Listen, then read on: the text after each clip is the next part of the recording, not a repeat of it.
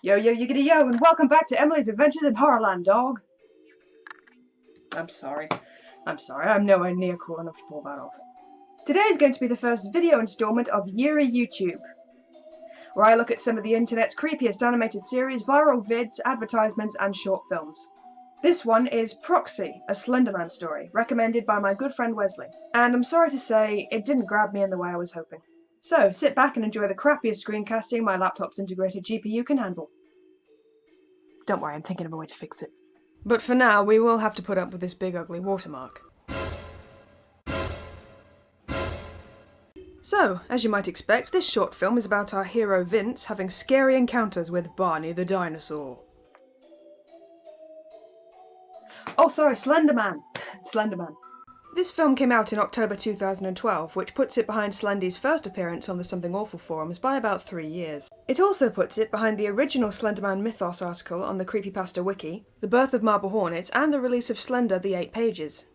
I'm not necessarily saying that Proxy drew inspiration from those exact things, but by October 2012, the way had been paved. We had loads to work with.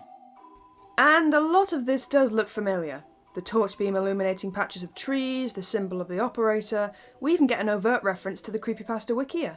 But seemingly no actual news articles, The short film does put its own twist on things. Normally victims of Slender Man are horrified to learn that he purportedly stalks anyone who takes an interest in him. However, Vince has dreams about the guy before he begins his research. Bad dream. No, it's again. SlenderMan behaves as normal, hovering in the background of childhood pics, teleporting and producing static, which brings me to my first point of complaint. Proxy has way too many jump scares.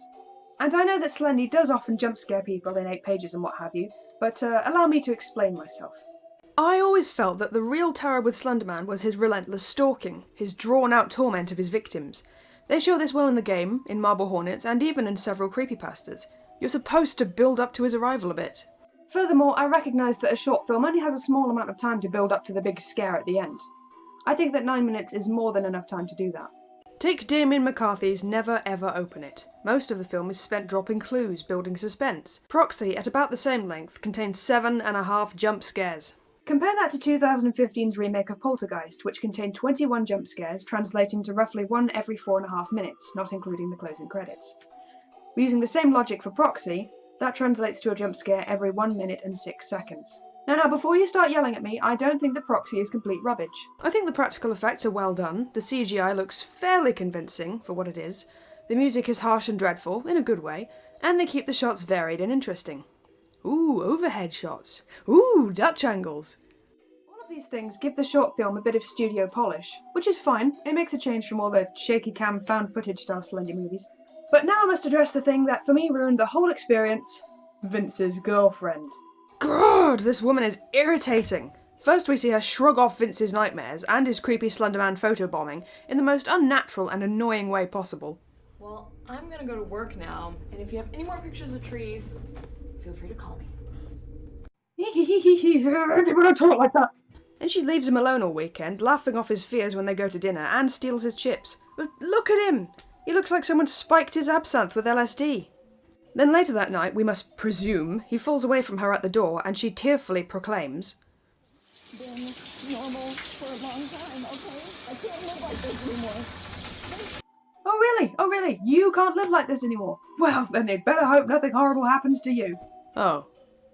Well, that's what you get for being poorly written and acted. Also, did this Slender Man learn how to kill people at Cenobite College? Oh wait, no, Vince did it. Vince is the Slender Man's proxy. Wait, why? Why not just stalk and kill the girlfriend yourself, dude? You know, while you're in the area. All in all, I can't get too angry at this film. I mean, it clearly tried its best, but it just didn't work for me. And that's pretty much my analysis of the film done. You know, it's been a while since I've talked for this long about Slender Man. It takes me back to the days when I had to research him for my undergrad dissertation. You know, I could really go for some creepypastas right now. Oh yeah.